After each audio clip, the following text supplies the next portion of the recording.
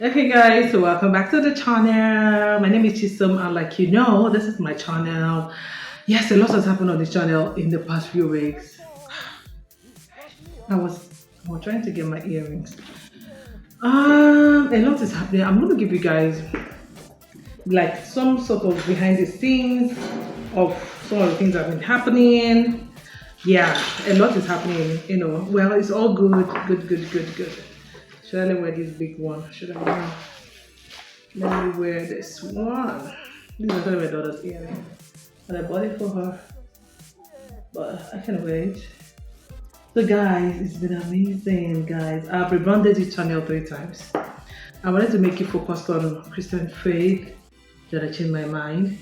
I made it to focus just on my editing, my book editing business community. But again, I changed my mind. I think that can do all. Yeah. So my niche now is for you who is a Christian creative, who is actually like these things I do, these skills I have, how can I maximize them and make a living out of them without having to, there's the tendency in today's world to try to do everything. Oh, they say coding is in town. You want to do coding, and then you wonder why am I making money from me? You learn this, you keep learning, you keep trying, and then you're not making an actual living. And life does not appreciate, it depreciates, and you're getting older and you're second guessing yourself. Not anymore. On this channel, I'll be talking everything like I myself, like I know what it means to be a Christian, a young person who's been working for years or just starting and wondering how will I be able to make a living from these actual things I do, from the things I really know how to do right now. How do I get my head up and hold it above waters? How do I not compromise my faith? How do I, just make a living, not having to bother anyone or being a ridicule in that sense? I got you on this channel, and that's why I've been sharing everything around that perspective, and that's my new niche. That Christian young person who wants to make a living from the skill they already have while they are upskilling, of course. Okay, now that's where I am on my journey, and of course, we can all go through that journey together, right? Now, if it's your thing, make sure you're subscribed because it's gonna come hot. Remember that this week alone, I've done 2 videos. This is the third one, so you know that I'm back in my usual favor. Yeah. Yes. All right. So today I'm going to tell you something very significant. Now, by nature, I'm an introvert. By that I mean, of course, if you know the personality types. I read How You Act the Way You Do, the book by Tim LaHaye, when I was 17, right? And I remember going around telling everybody what I thought their personality was. It was such a good example for me. And since then, it's been a journey. I have always been conscious of the fact that God made us all differently. We are so immense, so talented, so complementary as well as human beings, and I don't take it for granted at all. So I remember a time in my life when it didn't make sense that I was like this, and this is why I decided to do this video. So this is about how being an introvert landed me higher paying clients and what I did for it to happen, because we grew up, we are always the one that think we're just paintings of the wall, we're invisible, we are not the bubblers in school. If you went to FGGC, you should be used to these bubblers. You're not in the bubblers clique. You sometimes you feel like you're not seen, you're too quiet for comfort, you're not the fun one. Well, I used to think that being like that, being quiet, kind, soft-spoken, understanding, was a disadvantage. I remember sometime as a teenager, and even as a young adult, I've had so many times I felt I needed to be like some other people so that I can get the result I feel they were getting. Especially growing up in Nigeria, where it feels like confidence means that you have to be loud, you have to be audacious. In fact, the motivational speakers even say it, and sometimes borderline aggressive, like you have to be aggressive and in people's faces for you to get the attention that sometimes makes you a lot of money. While that works, there's a place for us all introverts. So what if I told you that just being myself, being reserved, being understanding, giving people the benefit of doubt has its own advantages, and this is exactly what made me start attracting high net worth clients. Now this is crazy. because they are actually the one that told me that this is why they chose me. But let me get into the gist, okay? Remember I said that growing up, I was the one that was too shy, too quiet. Then I used to stammer. My gosh. That made me sometimes, many times angry. Like, I can't really express myself the way I felt. I remember being so shy that I would know an answer to a question in class and I wouldn't be able to raise my hand to say it because I don't know whether I felt people would beat me. I don't know what it is. I just didn't want the attention. And it was so wrong. This thing I'm telling you plagued me into my university days. There was a course that I had, I was the only one that had an A. By the time the lecturer was calling my matriculation number, because we are known by our matriculation number, by the time the lecturer was calling my matriculation number as the only person finally who had an A and he was going to reward, I was stuck in class. I didn't say anything. Remember, nobody else will know your number apart from you. And I just felt, oh my gosh, this man had been making mouth about this one student who got an A and that person is me. Oh my gosh, with all these people looking at me, I didn't go up. So, and this was me I was 20, 21.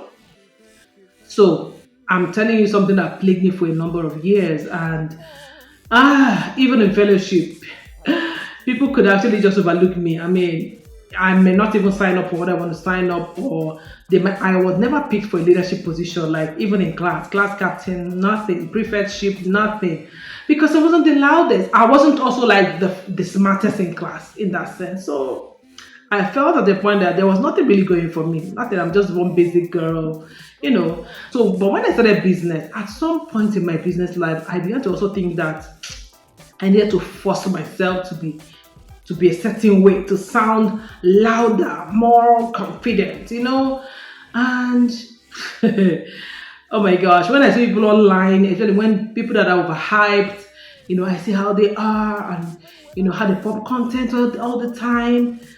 And I wouldn't even tell you that those things don't still, kind of trigger me a bit now.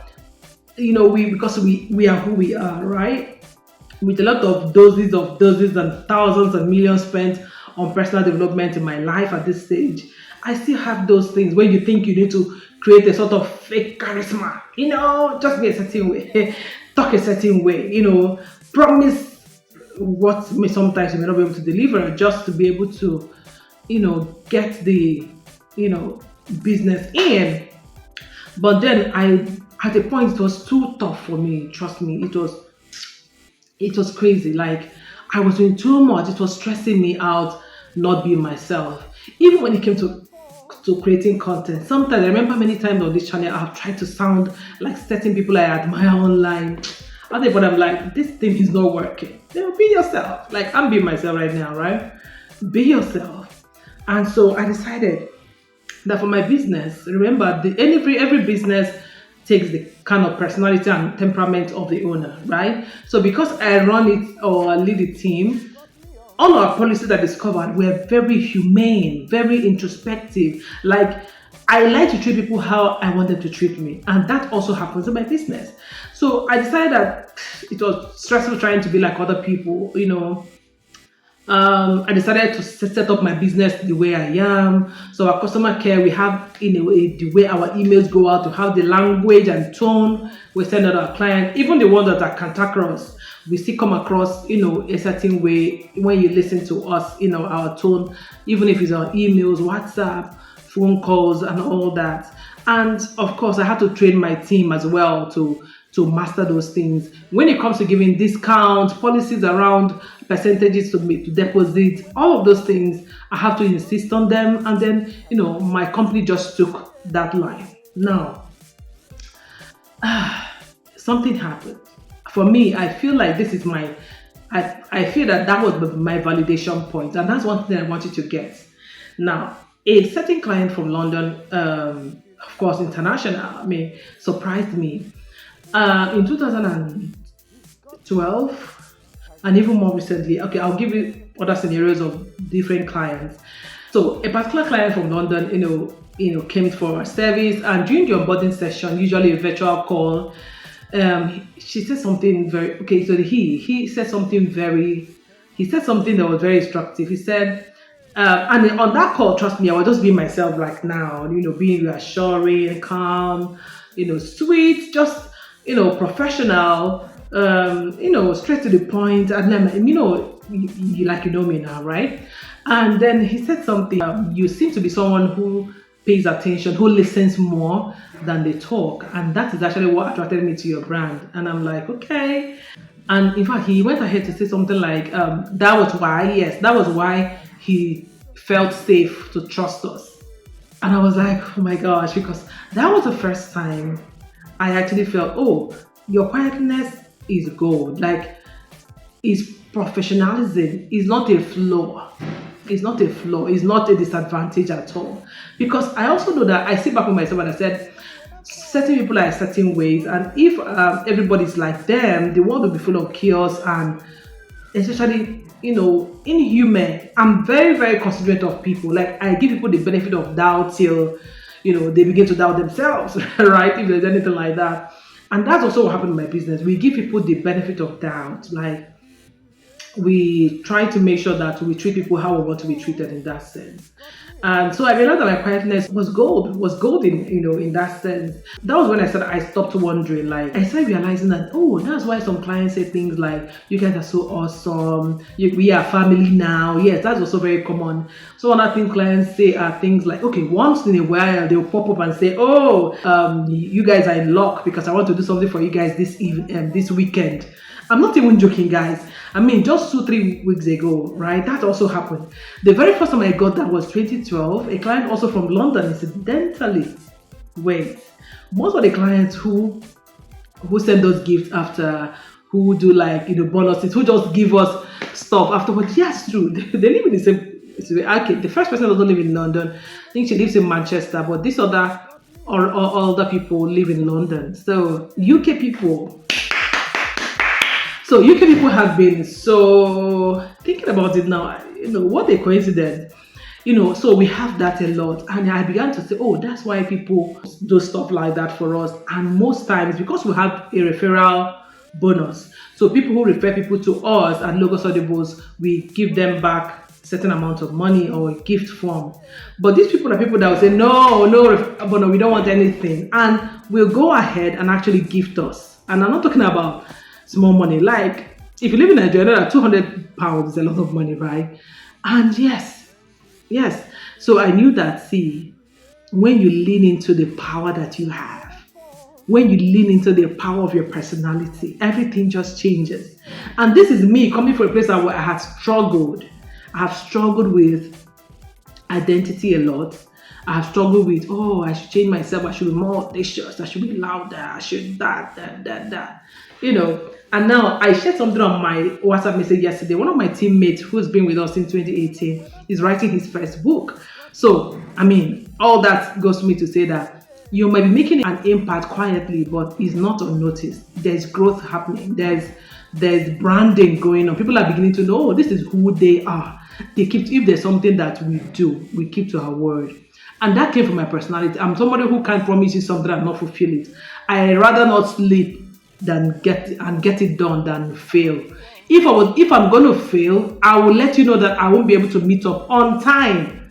That's my kind of person, and that's also how Logos Audibles is. That's my company, right? And it worked. So when I realized all of this, I began to dig into my personality the more. I began to sit with myself and say, okay, so this thing we are doing this way, how can we improve on it? And whatever my gut tell me, I implement it. I come to the team and we implement it, and it's working. We have our offers are so comprehensive and so hands-off that clients can actually rest when they pay us. That also came from the time I sat down with myself and I'm like, okay, so how can we make our clients, how can we give them more value really? Our systems they don't bother our clients. Our systems are very easy. We work with their convenient time. We still keep our records, right? And it gives clients a lot of clarity. You can't buy an offer for us and not know what you're to get. Some people make some offers that are vague, like, by the time you're not like, I didn't get the part of coaching. They're like, no, coaching is not inclusive in that package. So why didn't I know ahead of time before I decided to pay for it? Because it was not clearly written or clearly stated, right? So we make sure we don't do any of those ambiguities and all that. All this happened when I started leaning on my personality and bringing for the culture to the team, right? Okay, so I was talking about one of us who is writing his first book. Guy is amazing. Like, he's been with us 2018. He done works for me. That's my own book, and he has done for several other people. And I was sharing on my status on WhatsApp, and I said, this guy is somebody who is super creative. But you believe that this guy was born with major disabilities that today he has overcome, and amazing, like amazing guy. Since 2018, he's been adding value to Logos audiobooks, and I'm so proud of his new book coming soon. So what I did was, in understanding myself, was instead of overselling, always posting everywhere. 2 years ago, I even went on a social media break. I wasn't really posting, especially on Facebook. And I've gone on that break again like a year ago, and I'm not really keen anymore. Like, I have reduced the stress that I need to always check notifications, go to post stuff. And yet, this is the year that we have the biggest clients ever, guys. I'm not even joking. And I know a lot of it comes from consistency as well. Of course, the God factor. How can you even forget that? Can't be anything that's not God, right? These days, I gave space. I did a lot of thinking, planning, rejigging our systems. And it turns out that higher paying clients don't want people who are loud, who every time they sign a deal with you today, you take a picture and post. Yeah, they pay you money, you show your the screenshot of their alerts. You know, they get on board, you post their picture and say, oh my gosh, we just landed this. Premium clients don't want that. And because I'm always having this nudge not to, even when I try to imitate other people over time, I realize that be yourself. And that was exactly what they wanted. So my clients tell me that because you're not loud, you're not out there in the face of everybody, you know, they love exclusivity, they love the peace and tranquility and the delivery, excellence of service.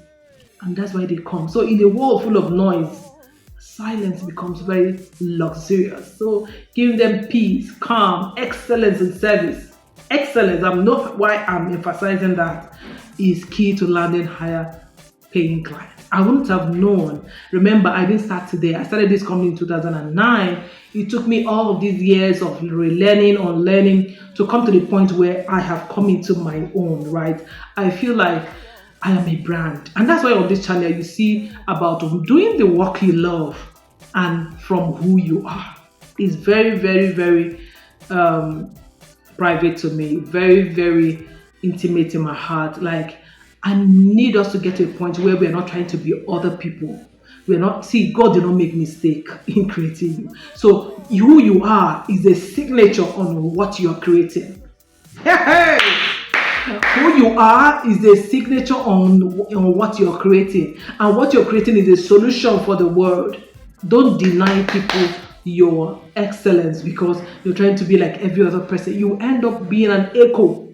Yes. Now, I remember a friend now, right? But a client of ours, he's Somalian, but you know, he lives partly in London as well. So he once told us that he told a member of my team, who is his immediate editor, you know, we're working on his content, and he said one of the reasons he hired my company was because we are not everywhere. See, at that time we didn't even have a website. Like, we had social media presence, but our clients were not even going there. They were not coming from there. I doubt if they even knew there or if they were even following the links we were sharing on our email, you know, signature. I doubt, but it wasn't any of those things. He said the reason he followed us, or he came to us, that we are not everywhere. We seem to be focused on work because anyway, he has seen a work we did for another person who was somebody that brought him, and he said, excellent, that he has never seen anything like that. And they work in a structured environment in an industry that is very curated and very structured. So he saw the kind of the level of work we did, and he felt like, oh my God, I need to work with these people. And he said, you guys seem focused on work, not on social media, you know, shakara and all that.